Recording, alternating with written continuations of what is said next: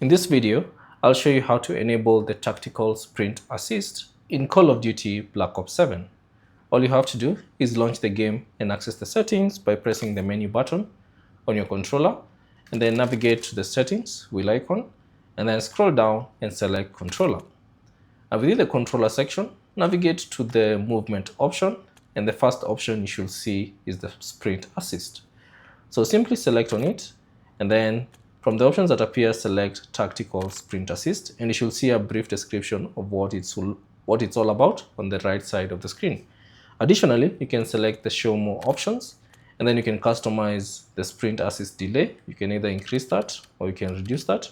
You can also enable or disable a couple of features, which includes the sprint assist sideways, so whereby the sprint assist activates when moving sideways, or you can enable or disable the sprint assist backward, whereby the sprint assist activates when moving backward.